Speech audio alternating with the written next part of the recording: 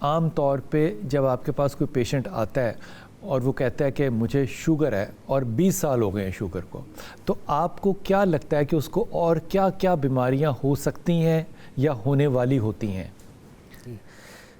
رب اشرح لی صدری ویسر لی امری واحلل عقدۃ من لسانی یفقہوا قولی آمین۔ رب زدنی علما۔ جب 20 سال گزر چکے ہوں، اب بلڈ پریشر کی دوائی یا شوگر کی دوائی، کیونکہ یہ ایسا ایک کمبینیشن بنا ہوا ہے، جب شوگر ہوتی ہے تو شوگر کی دوائی آپ کھاتے رہیں تو 5 سال بعد آپ کو بلڈ پریشر ہو جاتا ہے، پھر آپ بلڈ پریشر کی دوائی کھانا شروع کر دیتے ہیں۔ تو یہ اگر مسلسل آپ کھاتے رہیں تو 15 سال بعد، 10 سال بعد، 20 سال بعد یہ پہلا کام کڈنی کو متاثر کرتے ہیں۔ پھر کڈنی کی کھائیں، پھر وہ اس کے کیا ہوتا ہے، پہلے تو وہ نیند کی کمی شروع ہوتی ہے، نیند کی دوائی بھی سال لگ جاتی ہے۔ پھر جب کڈنی کا ایشو ہوتا ہے تو کریٹینائن اور یوریا بڑھ جاتا ہے، جی ٹھیک ہے، CKD میں چلا جاتا ہے، کڈنی کرونک ڈیزیز میں۔ تو اس میں کیا ہوتا ہے کہ پھر انسان جو ہے آہستہ آہستہ اس کڈنی فیلئر کی طرف جاتا ہے، جیسے جیسے اس کا کریٹینائن بڑھتا جاتا ہے وہ خطرے میں جاتا ہے، پھر وہ ڈائلیسس پہ چلا جاتا ہے۔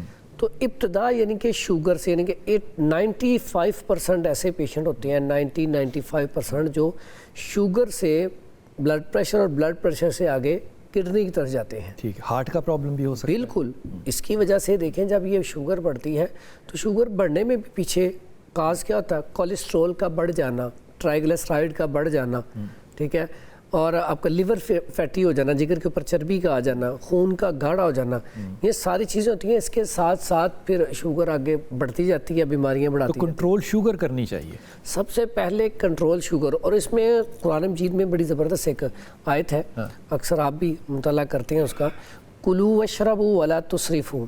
یہ اتنے پیارے الفاظ ہیں، اگر اس کے اوپر عمل کر لیا جائے تو یہ پوری کی پوری زندگی آپ کی آسان ہو جائے، آپ بیماریوں سے بچ جائیں۔ پھر اس میں ہے کیا، کھاؤ پیو لیکن حد سے تجاوز نہ کرو، اسراف نہ کرو، اور ہمارا یہی کھانا پینا ہی تو خراب ہے۔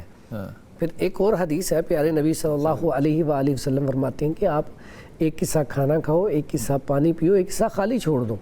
لیکن ہمارے ہاں یہ نہیں ہوتا، ہمارے ہاں آپ دیکھیں زیادہ تر بیماریاں جو ہیں اوور ایٹنگ کی وجہ سے، زیادہ کھانے کی وجہ سے، زیادہ کھانے کی وجہ سے۔ تو اس کا کیا مقصد ہے، وہاں پہ وہ جو آیات ہے اس کے اوپر اگر عمل کیا جائے تو آپ شوگر پہ آئیں گے ہی نہیں۔ جب شوگر پہ نہیں آئیں گے تو بلڈ پریشر پہ بھی نہیں جائیں گے۔ آپ کی بات کو بڑا کرتا ہوں، ایک کڈنی اسپیشلسٹ ہمارے پاس پچھلی دفعہ آئے ہوئے تھے، تو میں نے ان کو کہا کہ وہ زیادہ کھانا کھاتے ہیں تو انٹرمیڈیٹ فاسٹنگ کی جائے، تو انہوں نے بڑی مجھے اچھی بات بتائی۔ انہوں نے کہا یہ سارے گوروں اور امیروں کے کام ہے، آپ جمعرات اور پیر کا روزہ رکھ لیں۔ روزہ آپ نہیں رکھتے، وہاں پہ انٹرمیڈیٹ فاسٹنگ بھی ہوگی، وہاں پہ آپ کو ثواب بھی ملے گا، اجر بھی ملے گا۔